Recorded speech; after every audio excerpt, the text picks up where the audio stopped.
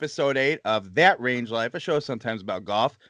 I'm Bill Bush, driverangeheroes.com, at Range Heroes, on all the social medias. Chris McEwen, as always, chrismcEwen.com, at Chris McEwen on all the social medias, and of course, Chris McEwen Golf on Facebook. Right. You'll notice we have a third person with us. You've heard about him. We've discussed his legend at length. Josh Rivera, aka Jriv. Thank you for joining us today. Hey guys, thanks for having me on. We can see you, Josh, so at least smile a little bit.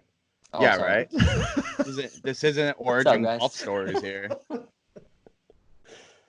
Josh, are you really excited about joining us today, having your first big appearance on such a lucrative internet golf show?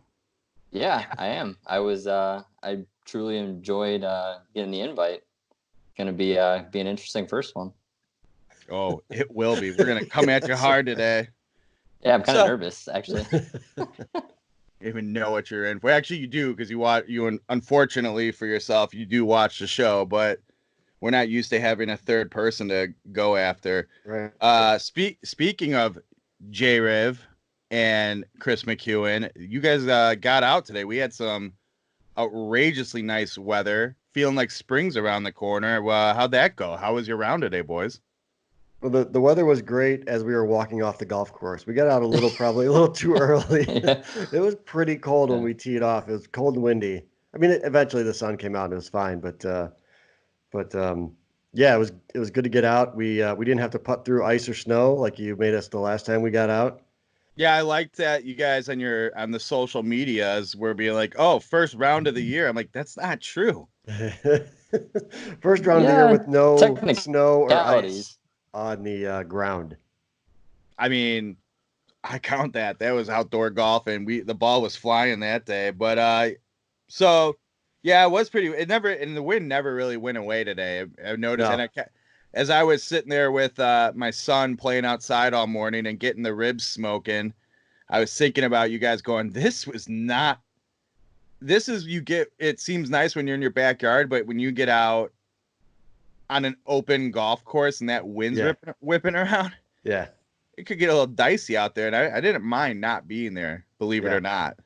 It was, it was, although I'll say the way the course is built, so the wind was blowing kind of it was a southerly wind, if you will. And, I was like really visualizing. I know I was. The eyes and putting yourself there. So like 12 of the holes are north-south holes. So like, 6 of them you're hitting into it, 6 of them you're hitting, with the wind. And then the other ones we were kind of hidden from it. So it wasn't too bad. When we were protected from the wind, it was nice. The weather was great. Agreed. But yeah, it was still good to get out. And Josh took out some new clubs, did some testing there, which we'll talk about in a little bit. But Josh, we'll talk about it in the Gear Talk segment. How'd you feel about the round, Jriv? For the first one, it was all right. I mean, obviously the mishits and whatnot, I mean, they're gonna get worked out with it being the first round. But overall, it was nice to finally play in some decent weather, not on ice and snow like Bill was alluding to. So that was a plus. That was a plus. Josh, how much did you break the course record by? That did not happen today. Let's just start there. Oh yeah? Oh, all right. Well, that's too bad. I know you're quite the stick. It's probably weird being out not playing on a simulator. I get it. Like real land. Yeah. Well, I'll say this year I feel like I'm already sensing so as far as my game is concerned, it's driver off the tee is going to be an issue, and my putting has some. And Josh is probably is this way too, but we've putted so much on simulator turf. Like I putt at a simulator turf pace, like at a speed. And it's gonna take me a minute to get used to actual putting on actual land, like earth. You should have taken the ice putting more serious then. Right. You're right. I should have. I can't, hit the shots for you. You got to learn these lessons. Although I think everyone kind of took turns as every round is, right? My uncle played with us. My uncle Josh's father-in-law played with us too, but I think we all had some decent shots. and I had the shot out of the bunker that went. It was like a perfect shot, just a little bit too much pace on it, but off the pin for a kick and par. I thought I almost saved birdie. And then the shot of the day, which I posted on Instagram and Facebook and Twitter. All over. Yeah, was the ball off the sixth hole. It's a par 3. It's so we played at my like kind of home course in Dundee, Bonnie Dundee Golf Course, and I love to play there every year. And I've been playing there since I was a kid, and so this hole, even pulling up to this hole, I had said like I hate this hole so much. There's a pond. There's a pond for no real reason. It's a man-made pond in between the tee box and the green. And the green slopes back to front towards the water, like as most greens do when there's water involved, but a slightly elevated tee box. And I'm already going on too long about this shot. Yeah, but, people are like, hey, golf guy, no one cares. Right, for an anticlimactic birdie shot. But anyways, we're driving. You just killed the punchline of your story with that. Yeah. It doesn't matter. It doesn't matter. Everyone knew that was going to be a good golf shot. I already said it was a good golf shot. But pulling up to the hole, Josh and I we tend to kind of caddy for each other. And we talk about the conditions, and we're doing the math around the elevated green and the wind, and then we pull clubs and we go up there, and I think Josh went off first, put it on the green, good shot. I went after him, and off the club, dead silence, because we all thought like it might happen. Got a chance. And it hits, and like I think, I don't know if it was you, Josh, or Chuck, but somebody gasped because it looked like it was gonna one hop in. Like it was a foot in front of that pin, and I thought for sure it was gonna one hop in. And but it didn't have some backspin on it, so it came back it was like 2 feet from the pin. But yeah, I posted the picture of the ball divot on the green, and it was inside a foot. I mean, it was incredible. And I played that hole. That's the best I've ever played. I played that hole thousands of times in my life, and that's probably one of the maybe the only birdie I've ever had on that hole. But yeah, it was close. It was real close to being the old hole-in-one. And for those following at home, if they want to see that picture, it's at Chris McEwen on all the social media. That's right. You can find it everywhere. Make sure you like it. I wanted to make sure everyone saw it. Don't edit it into this video now that I gave you that sick pitch. But actually, I mentioned to Josh, I think, after I hit the ball, and this is a horrible thing to think, but it's such a 2020 thing to think to yourself, is as the ball is heading towards what I think may be the moment, I think to myself, why didn't we have the camera going? Yeah. Like, because of course, if it's not on video, it didn't happen, right? Like, well, because for the previous 300 years of the modern game existing, right, they've all had cell phones with cameras on them, and right. It just goes to show how terrible of a storyteller I can be, because I'd much just rather show you the video than talk about the shot. Except then you're that guy and you're the worst. So, right. Jriv, do you ever with it. Any of those? I mean, I feel like every golfer has it, even guys who aren't big golf guys. Do you have the almost hole-in-one story in your career? Yeah, I do have one. It was actually out by our folks, sub 70 folks at that Sycamore course. The parking lot we met in, that one? Yeah, that course. Okay. Yeah. So out there, I believe it was the back nine. It's actually a hole that they have in I don't know if it's a little birdhouse, but they have a camera set up for like a the hole-in-one contest? Hole-in-one, yeah. Yeah, like you pay $5 or whatever. Yeah. So if you do that and you hit it, obviously you win the pot or win whatever they have putting up for that. I did not put in. We'll just start there. Did not put in the pot, but it's like 120 something yard par 3, and I almost dunked it. It was nailed on the back of the cup. Took a photo of it because I had to have it. Wow! But sadly, I was the only one. So if I was the only person out there, I mean, I'm the only one to witness it. I don't know if that camera was running that day, but Yeah, so almost dunked it on a 120-ish yard par 3, and that was probably my closest I've ever been. What were you left with for the birdie putt? Sadly, I don't know if I want to go there because it hit so hard. It hit so take a step back. It hit the pin and then hit the cup, but then it hit so hard it went off the green. So I was chipping back onto the green and then to putt.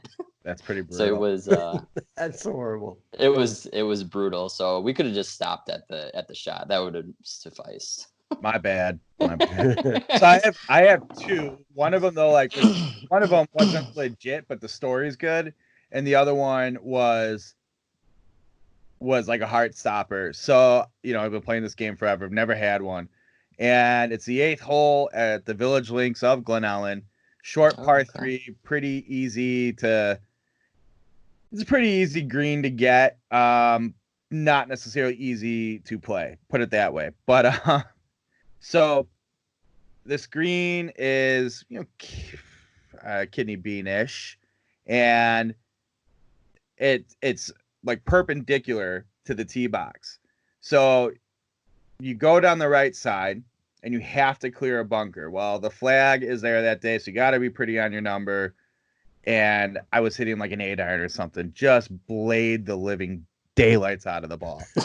And I don't think it got higher than 8 feet off the ground, like just enough to clear the top of this bunker that protects that side. Well, the 9th tee is right behind the green. Like there's a mound, and it's right behind that mound, and there's probably like there are 4 high school kids maybe, or college, but younger than us. And but they weren't paying attention, but this ball is just flying a million miles an hour, 6 feet off the ground, and just smack dab in the center of the flagstick, just nails it. So I don't even remember if it came down on the green or what, but I hit it so square. I didn't deserve what I got. And it literally, it was like hitting a wall, just how much it actually. These guys turn around and they're like, "Holy shit, nice shot!" And I'm like, "Oh yeah, it was a great shot." I go, "No. Had you seen that, not even close." Then the other one was that. Sorry, Bill, to just butt in real quick. Was that on the 9-hole course you said, or the 18-hole course? The 18-hole course. The 18. Okay. Yeah. I think I've played that 9-hole course like twice in the last 20 years now. Okay. Which is too bad. It's actually a nice little 9-hole course. Yeah, no, I enjoy that. I play that weekly as the weather starts rolling around. Yeah, I think I'm gonna try to sneak out before work on that a little more this year. So, but the actual one, so I probably coming to the end of like my heyday of being so far where I've been a good golfer in my career, those years, and I got invited to play at I'll just say, for lack of a better term, a tech outing with CDW at Rich Harvest Farms. It's a nice big place. There's not many people get out there, blah, blah, blah, and you hear about how hard it is. Yeah. And so it's a nice day, but it's been a challenge. And I just hit, I don't know, but I want to say it was like a 6-iron and just dead on the stick. And 6-iron is a long ways to watch that ball fly. It's not like your little flip wedge or something where it's just 2-second shot. And I'm like, this thing's just tracking. It's tracking. What if my first hole in one is at Rich Harvest Farm? Oh my God, this is gonna happen. Comes down, that like dead at the stick, and then one hop and like a little to the left. So I miss it. Well, I get up, and sure enough, my ball mark is just a crater, 6 inches in front of the hole, and I'm now pin high like 12 inches to the left. Going. That sounds like my shot at Whispering Creek, right? Yeah. Yeah. So Josh reminded me today because I said that's probably after I hit mine. I said that's probably the best golf shot I've ever hit, and he's like, no, the one at Whispering Creek. It was a long par 3. It was a 5-iron into a par 3, but it was blind. It's kind of like uphill a little bit. and I teed off, and we're like, that's right on it, like right on it. And so when we got but then you lose sight of it, and you're like, well, we'll find out when we get up there. And we got up there, and yeah, it was a lot like that. It was like, do you know how great it'd be to be like, I've had one hole in one in my life? I mean, as a regular average Joe pedestrian golfer, like, I know, not a big deal. Jarred one at Rich Harvest. Ooh. yeah. So, like, even talking about it, you got Jriv over here being like, let's not talk about, what came after, but, like, I'm starting to get heated about it. Just go in. Anyway, who cares about us? Let's talk PGA news this week, huh? Okay. Lot to talk about. We'll see what we cover. Almost don't want to talk about it, but it was too big of a thing and there's too much that happened around it that we don't talk about. No, I'm not talking about Eddie Pepperell's brilliant tweets about the Arnold Palmer. I'm just gonna say, look them up if you want. Yeah, go find it. It's amazing. Chris, do you want to talk about Scott Piercy and his social media blunder and what happened after? Yeah, so I guess Scott Piercy learned a lesson the hard way about what someone should post on social media that has some accountabilities from a sponsorship perspective, I guess you could put it that way. That's a good way to put it. Yeah, so Piercy, and we won't get into, I don't know Scott Piercy, right? But Piercy posted something on Instagram that could be interpreted as homophobic. And so, and it, the meme that was part of the post is associated with 4chan, right? Like the Pepe frog thing or whatever it is, but yeah. And so he posted that thing, and his sponsorships came down hard. Like, we're done with you. And that was the end of that. And he may have been trying to just save face, or he may have been legitimately, if you thought it was funny, I guess that's his deal. It wasn't funny, but that's fine. But he did say, like, I just, I don't mean to offend anyone, blah. It's like it's the non-apology apology. It's kind of the classic sort of thing. But yeah, that was a pretty big story. I mean, all of his major sponsors were like, we're done, we're out, and left him. I mean, and I want to see that very often. It was before especially in golf, right? Before he even deleted it and put. Oh, and mind you, there's a second tweet too about like big government deep. I'm sorry, not tweet. Oh yeah, deep government deep state. Yeah. Which again, you can still find all that stuff. I'll let other people go into it and how much that means to him or not. But it was a weird off the rails situation. I was kind of a handful of things shocked me, but how fast Titleist and FootJoy were like, yo, we're out. Yeah, you're off. They didn't make anything public, but like ripped him off the site. And I want to say, I know Jay Lindeberg, they dumped him and they issued a statement about like being all, inclusive and what have you. But what fascinated me more, especially, in this game, there's a lot of there's a lot of support of diversity and everyone has opinions, but at the same time, it's also sort of like, keep your thoughts to yourselves and let everybody just sort of be who they are. The amount of people that came out and applauded the sponsors for such swift action and dumping them, that surprised me. It got that much of a positive reaction and so much from the public. So that was good to see. I appreciated that. I felt like, oh, there's hope for peaceful humanity one day.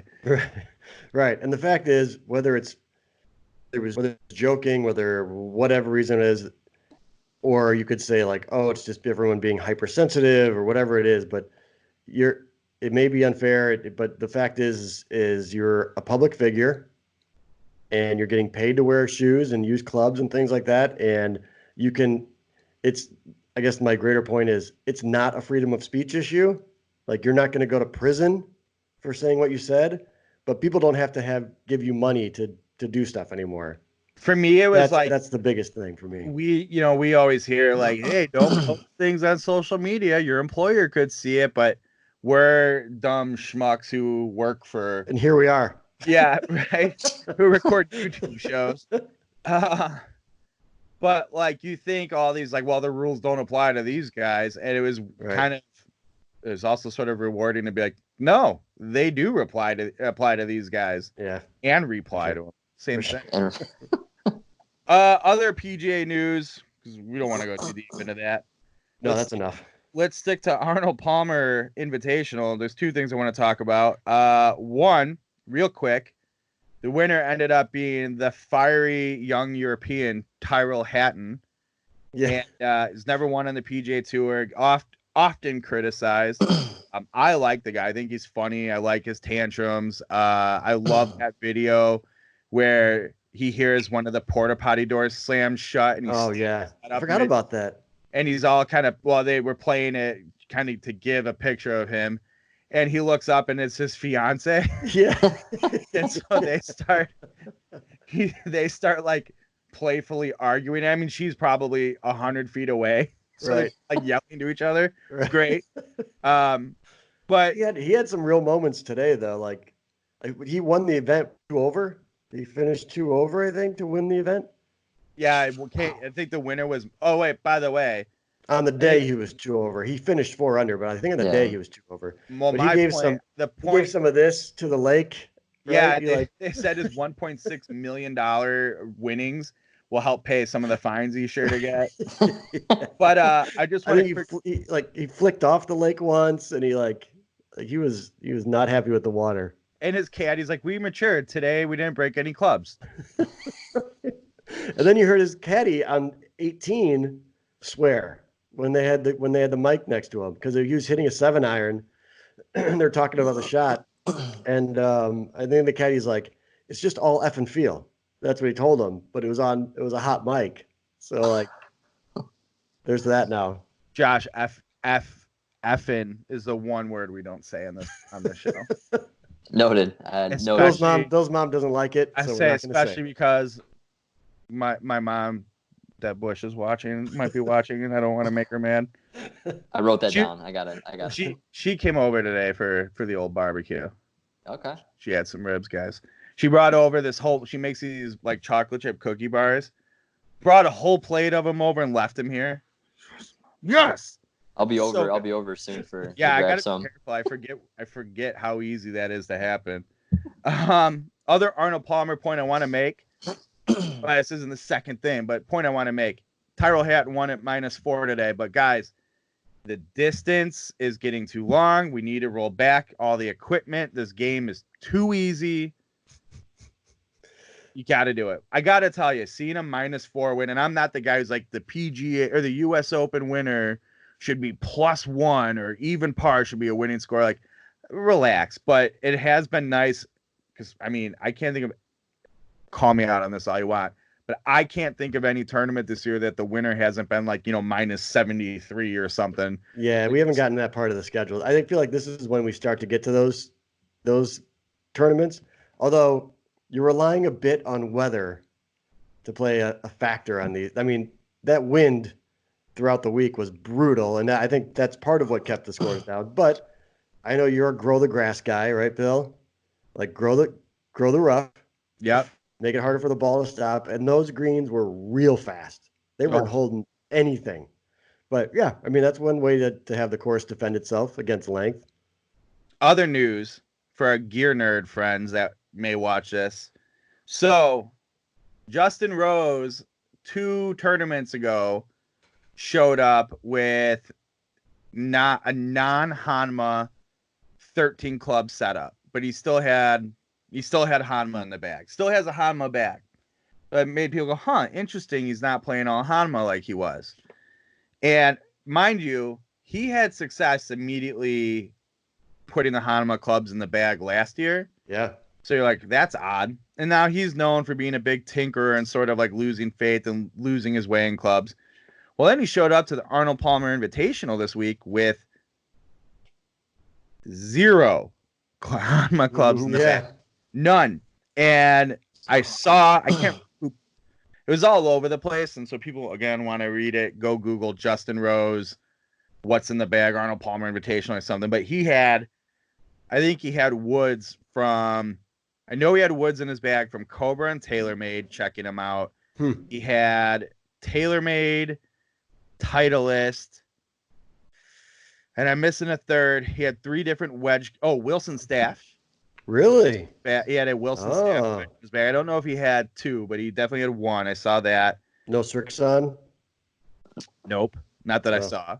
Yeah. And then he had TaylorMade P730 irons in the bag, which was the last TaylorMade iron he used. 0 Hanma clubs. Now, I don't want to spend too much time on this because there's not really, by the time this publishes, we're supposed to hear the reason and what's going on, but I'll just start by saying I am an Arnold Palmer guy. I'm not this big like Jack Nicklaus diehard that all golfers are, like blindly.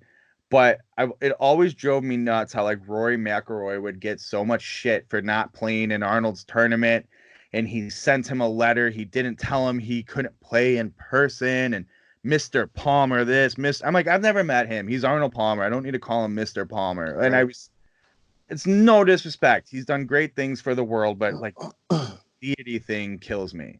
Anyway, people are like, all right, what's going on with this Justin Rose, TaylorMade irons, Hanma bag? What's the story here? And so he ended up putting Sim Woods in his bag, TaylorMade.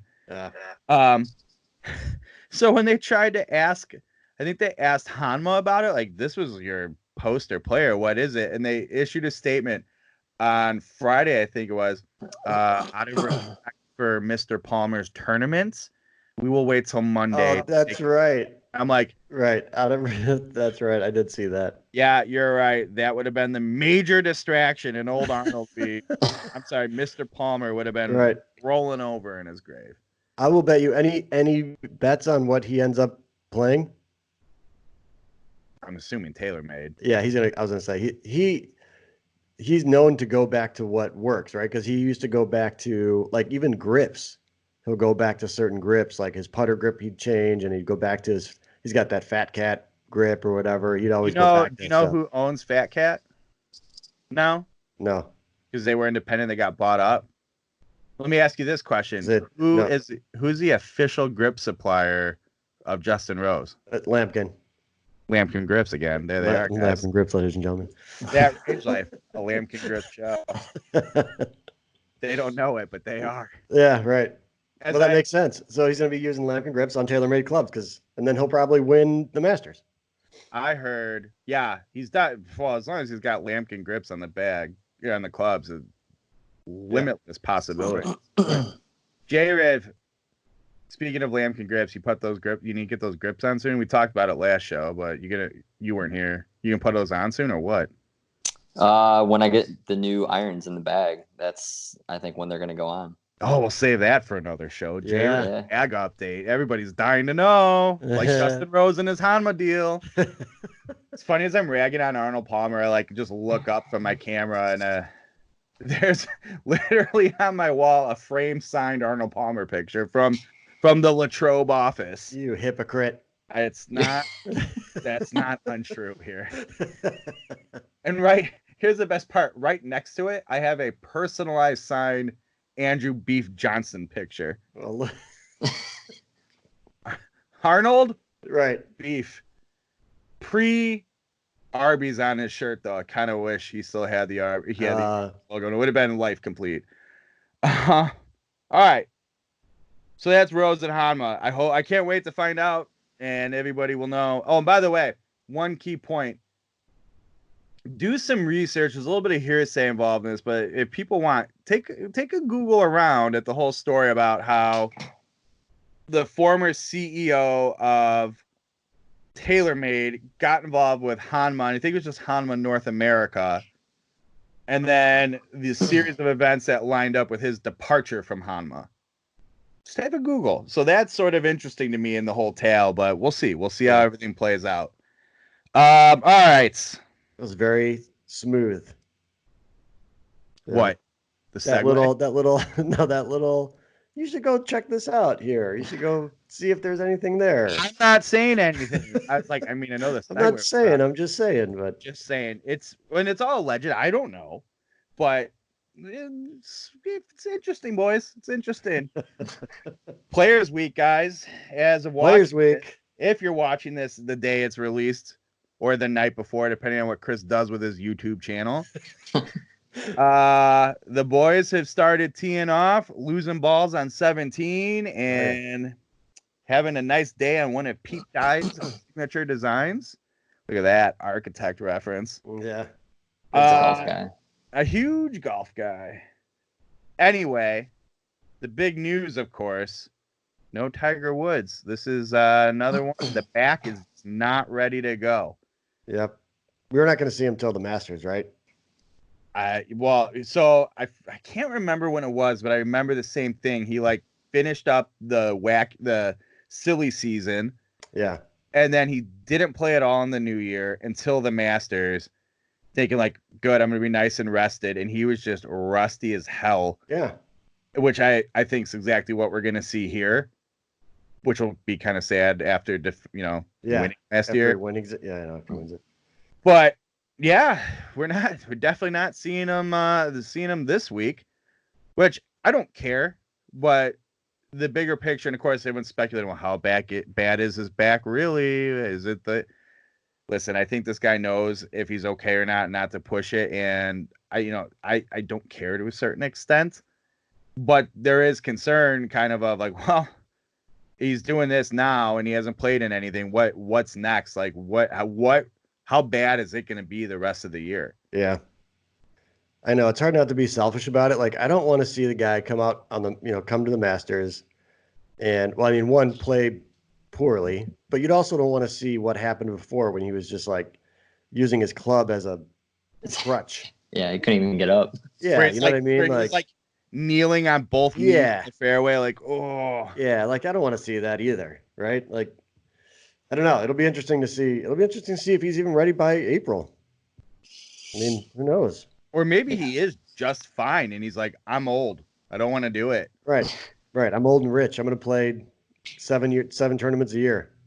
Well, and a lot of kept saying, and he didn't play Bay Hill where he's won 8 times. I'm like, yeah, he's won it 8 times. That you can say about any tournament, that he's won every tournament like at least 5 times. He's like, how many times do I need to cross first place at Bay Hill off my list? Like, relax. I had a buddy who caddied at Bay Hill for a couple years, and that guy had some tales, let me tell you. I bet. But won't go into those. That's none of your business. Hey, let's do some gear talk. So again, as of the release of this video, we will have posted our review for the sub 70 $6.99 irons. Now, I think we've talked about them on the show before, but we'll go into a little more gear talk here. And Josh, Jriv, I'm told, had some in the bag today. That is correct. They were in the bag today. Tell me about your experience. Let me hear it. The experience was good with those clubs. I just very impressed on how they feel off the face. I know we had, was it a 9, a 6, and a 4? I think I had of those. Got to use all 3 of them to get a feel of all of them, but good forgiveness. I know there was some shots that I obviously didn't hit Kris, but I mean, good forgiveness. And then when you did hit the face, I mean, they go. Very, very good clubs in my opinion.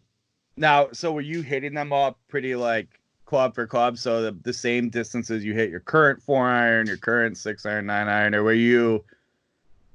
I mean, I know from my experience, which we can go into more after we discuss what you felt from them, but they jump a little bit, they go.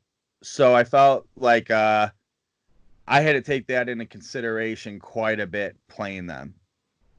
Yeah, I mean, I think it's tough, and I mean, Kris can add to this one too. I mean, with the conditions that we played with the wind, I mean, it was very tough to judge that. I mean, you don't have some good conditions out there. There's maybe less wind, but I mean, you had one hole that the wind's blasting you in the face, and you got to obviously club up or adjust for it. But I mean, just the feel for right now of the clubs was great. So I'm interested to see on some better conditions. I mean, obviously hitting into a simulator, you can only get so much out of that. Yeah, you can see what your yardage is or whatever. But I think good conditions and seeing some comparison. I know the clubs I have in my bag now are old. I mean, very, very old. So it's really tough to kind of compare those, I guess. I think there was one at one point. The best thing you can say about the 699s is at one point today, Josh is just like I get into the cart or he gets back into the cart after a shot, and all he really says is, "Man, do I love those irons." Yeah. And I've hit them too, and they do feel, and keep in mind, like, they're half the price of a set of clubs that you would buy from one of the other companies, right? But if you stripped logos off, I think you'd have a really hard time telling the difference between one forged iron and another forged iron. I mean, they when Josh strikes a ball with them, when Josh hits them, they have an amazing thud. They've got a great sound to them. Like, you get it. You hit well. I gotta stop you right there. Internet golf guy, we gotta get you some better language around sound. You tell me a club sounds like a thud. Never mind, I'm not buying it. I think that's your opinion. Yeah, all right. Here, I like a good like thud. When you hit it, it goes oof, like it just has that bass to it. Like, that's what that sounds like. That's not a thud. That's oomph. All right. Thud okay, golf guy. You're the sound expert. Sorry. The sound expert. Hang on, we just mic that shot. What he's really trying to say is they sound good off the face. They have a great sound off the face, and yeah, great feel. What this guy's trying to say is these brake pads are really cool. It's an Easter egg for you, boys. I agree, though. They do sound good. And I think, now, Chris, here's actually where I do agree with you. The turf interaction, especially on that 9-iron, you hit one fat. Normally, like my clubs, I hit them fat. It's just, like, and they just like a big poop. So is that a sound too? That's an actual sound. Mr. Sound critiquer over here. You got take some time. Go find some of my reviews on the site and look at the extent to which I explain sounds in an effort to be like, close your eyes, literally make this sound, and you go, oh no, I kind of get it. That's the sound you get. I think didn't you do that on Tour Edge one? There was some sound references on that one, wasn't there? Oh, we have a whole section about it. And I mean, when we just started the site and Tommy had to write more, he's like, can we just not do the sound section? I'm like, oh no. People want to know, like, the amount of comments. It's a weird thing, but yeah. I really need to know how it sounds. I'm like, well, your ears and mine are different, but you got it. It's really like if you whispered into a thin pane of glass. Like, it's just, things like that, man. It's great. But I mean, to that point, there are some clubs that have sounds that you don't like, and it's kind of push you away from the club that you don't want to have it in the bag. And not to say I didn't like these clubs, but like these clubs have it. The 699 has a very distinct sound. So, like I say, the 9-iron does have, like, you get one a little thick, it thumps through that ground and sort of plows through. And to your point of the forgiving face, it's in this. So there's this new category, like, what, last 5 years ish, the category of these distance players irons. Yeah. So it's like it kind of looks and has the playability of a player iron, but stronger lofts, more forgiving, greater distances. So these, and then came the hollow filled clubs. Yeah. So they take, and if I'm not mistaken, I could be wrong, depending on who's making them, right? And Sub 70 has the same thing going here. They forge the back of the club and they forge a face of the club and they put them together, but they're still hollow. And then they inject something into a port. Most of them, it's located right in the toe. Mm-hmm. Right. And inject like this foam resin kind of stuff to fill it up. And that's what keeps your hollow head from caving in, but also gives you a lot of forgiveness. So we should add the $6.99 is a hollow head filled with I forgot what 3 letters. It's 3 letters. I know that. Forgot what it's called, but it's a foam resin material. As a result, I found, I hit one fat and got that thump sound, so it's going to be higher on the face and kind of a dead shot. No, because it's got this hollow, forgiving, springy face, and the ball still goes. Yeah. You miss it toward the toe, the heel, yeah, it still goes. Now, if you hit one way toward the heel, way toward the toe, you're going to get punished for it. But those thin and high shots that usually kill you, they fly on that thing. Yeah.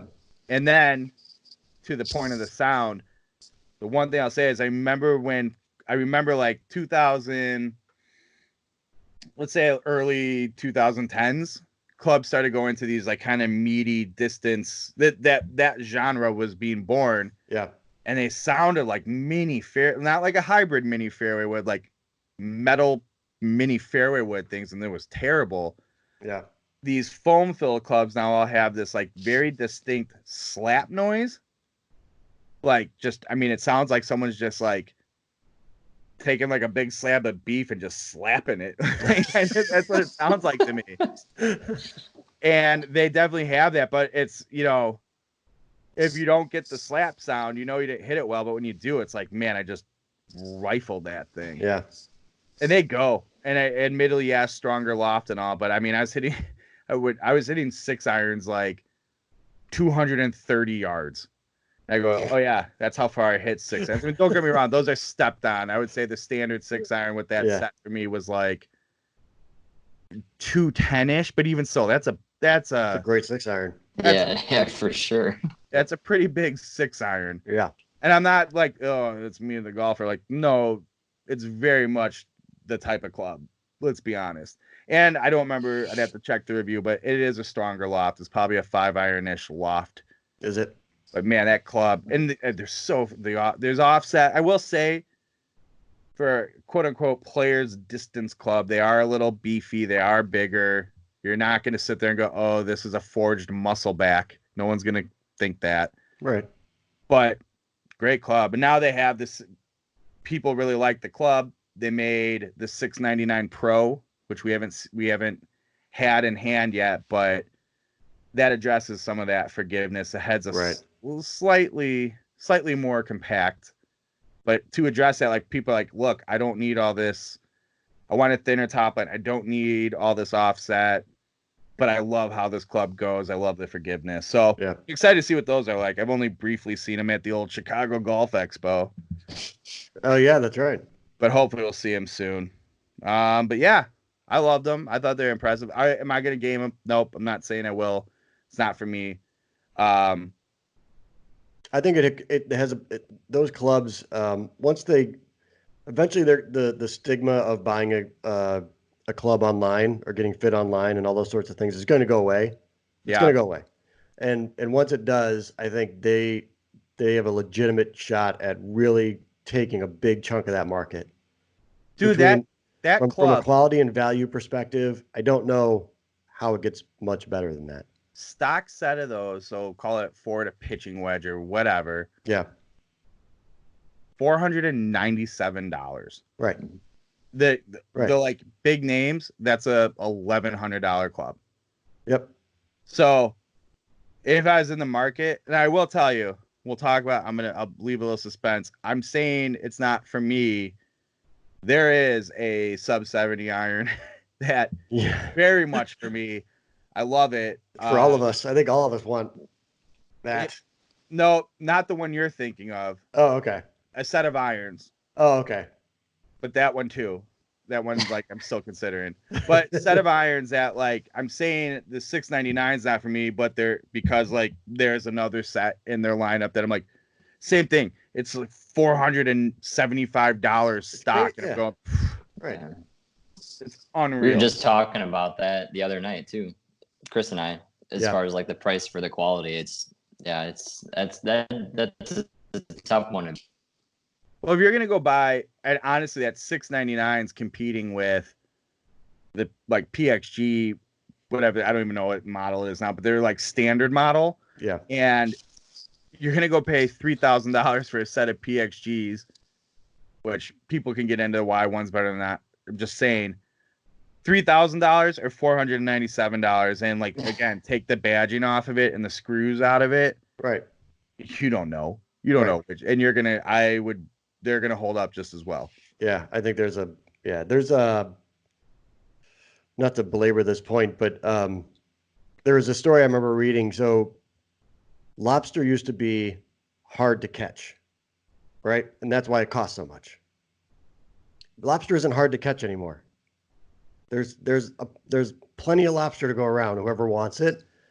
And what happened was restaurants dropped the prices of the lobster because the demand or the difficulty in the supply and the supply issues was no longer an issue. People didn't want the lobster anymore. They thought it was bad lobster because it was cheaper. So what did they do? They just raised the prices back up to what they were. And then people thought, oh yeah. So there's that perception, right? Where it's like the price is driving the quality. And that's just not the case. It's not the case anymore now that we're a global economy and we can do all those kinds of things. So, and that's like, by the way, I have a whole different understanding of the lobster story. I'll have that discussion with you some other time. How they were like cockroaches of the sea and they served it in jails, and that's a whole nother thing. That's true. That was before. You're right, but that's true. I know that story. Yeah. And lobster just got expensive because, well, we won't do it. Who cares? Okay. All right. You're right. But point, we're doing that thing again. Your point. You guys are losing me. You're losing me. Josh, I think we lost you when we hit record. Let's be honest. I don't know about that part. The point's exactly right. They're like, oh, I need a Scotty Cameron Circle T. That's $5,000, but they have another one that's $10,000. It's got a twisted neck and like it's been torched. Like, oh, all right, it must be better. Right. All right, boys. I think that's everything I wanted to cover today. Any parting thoughts from anyone? Do I have any parting thoughts? I don't think so. Did I tell you about my almost holding one? Did you guys hear about that almost holding one? So it was 125 yards, but no, I'm just kidding. All right. Well, now at least the story of it's been recorded. So you can play that video every time someone doesn't believe you that you can hit the golf ball. You're like, no, look, here's the story I talked about. I got a picture and everything. Yeah, it's going to be chopped up and cut and posted again soon, that part. This guy will go and post and just try to edit it and start telling people he did hit a hole-in-one, and it's like clearly a different shot. He's using a yellow ball in one. It's gonna be great. Haters gonna say it's fake. I'll support it. I will just fake news that thing till the cows come home. All right, guys. Well, it's been a pleasure talking to you tonight. I'm glad you two got out and played. Hopefully we'll do it. We'll do it soon. I'll join you guys. But hey, in the meantime, have a great week, and maybe I'll talk to both of you next week. Maybe just one of you. Who knows? You'll have to tune in. Yeah. You have to tune into that Range Life, a show sometimes about golf. It's funny how by the end of this show, it's like we're kind of tight and on top of the game, and by the end, we're just like, who cares? We've lost all discipline with the. You know what? That's fine. All right, guys, it's been a pleasure. I will talk to you next week. This has been That Range Life, episode 8. Follow Chris at Chris McEwen and chrismcewen.com. We say that, we never do it. And Josh, I guess you can follow him at Jriv. It's not underscore, right? It is underscore. At Jriv_90 on platforms, or just watch Chris's golf videos because Josh is doing all the hard work on them. It's true. Very true. Yeah, Josh, shut up and just take it, all right? Okay. Yeah, I am. I'm doing it. Be the hero. Tough work. No, and thanks for having me on, guys. I appreciate it. It's been fun talking with you both. You're younger and better looking. We need you more than you need us. True. We know it. True. All right, guys. It's been a pleasure. Talk to you soon. See ya.